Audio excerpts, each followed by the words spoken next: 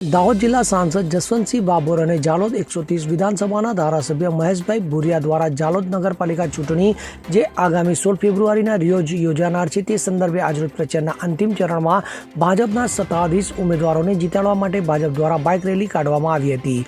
તો આજરોજ સાંજે 5 વાગ્યાથી જાહેર પ્રચાર બંધ થઈ જવાનો છે, ત્યારે ભાજપનું બોર્ડ બેસાડવા માટે જાલોદ નગરમાં અંદાજિત 1500 યુવાનો દ્વારા મોટી સંખ્યામાં બાઇક રેલી યોજાઈ હતી. તો આજરોજ ભાજપને જીતાડવા માટે જિલ્લા પ્રમુખ શંકર અમલીયાર તેમજ જિલ્લા સાંસદ જસવંતસિંહ બાબોર અને જિલ્લા પ્રભારી સતીશ પટેલ વિશેષ ઉપસ્થિત રહ્યા હતા. તો મોટી સંખ્યામાં જાલોદ નગરના મુવાડા ભીલ રાજા ઝાલા વસૈયા ચોક તિરંગા પર ઉપસ્થિત સૌ મહેમાનો તેમજ નેતાગણ ભીલ રાજા ઝાલા વસૈયાને માલ્યા અર્પણ કરી બાઇક રેલી યોજાઈ હતી.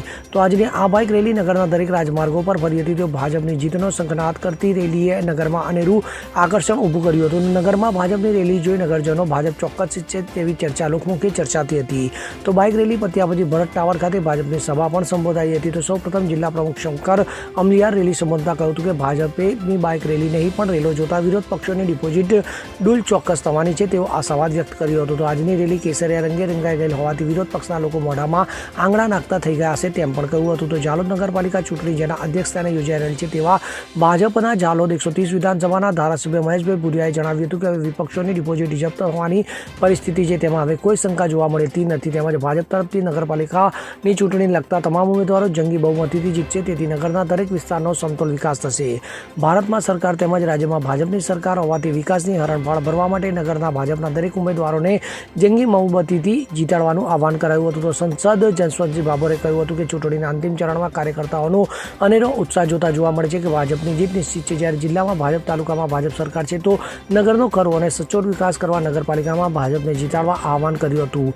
તો નગરના પૂર્ણ બહુમતીથી ભાજપનું વોર્ડ બેસે તે માટે વોર્ડ બગાડ્યા વગર ભાજપ તરફ સૌ લોકોએ મતદાન કરવાનું છે અને ભાજપ વિરુદ્ધ જેટલા પણ ઊભા છે તે સૌના સુપડા સાફ કરવા માટે ભાજપની તરફેણમાં વોટ કરવા આહવાન કરાયું હતું. તો જાલોદ નગરના ચૂંટણી સંયોજક પંકજ અગ્રવાલ સતત ચૂંટણી પ્રચાર તેમજ ગ્રુપ મિટિંગ, આગેવાનોની મિટિંગ તેમજ વોર્ડ પ્રમાણે મિટિંગ કરી ભાજપને જીતાડવા સંપૂર્ણ પ્રયાસ કરી રહ્યા છે. તો સતત આ ચૂંટણી જીતાડવા માટે જિલ્લા પૂર્વ પંચાયત જિલ્લા પ્રમુખ શીતલ વાઘેલા પણ સતત ચૂંટણી પ્રવાસ કરીને ભાજપને જીતાડવા માટે પ્રચાર પ્રસાર કરી રહેલ છે.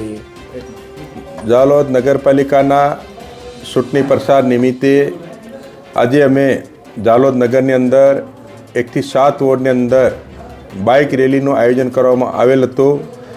જાલોદ મુવાડા ત્રિરંગા ચોકથી મુવાડા રામજી મંદિર, ત્યાંથી અમે બસ સ્ટેન્ડથી ડૉક્ટર બાબા સાહેબ આંબેડકર સર્કલ, બાબા સાહેબ આંબેડકર સર્કલથી વડ બજાર થઈ અને ભરત ટાવર સુધી અમારી બાઇક રેલી યોજવામાં આવી હતી.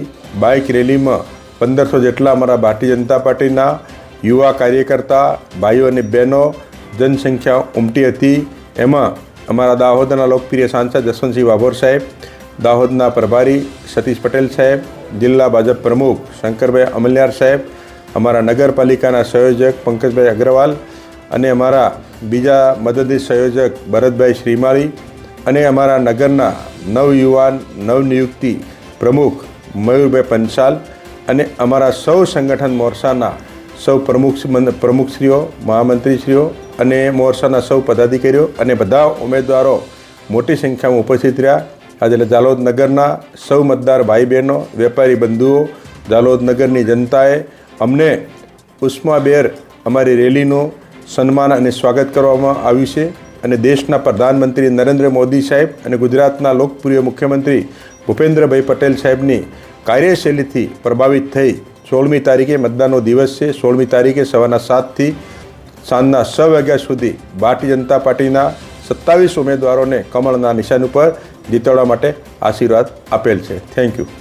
અવસર હળ સાથે CN24 ન્યૂઝ જાલોદ.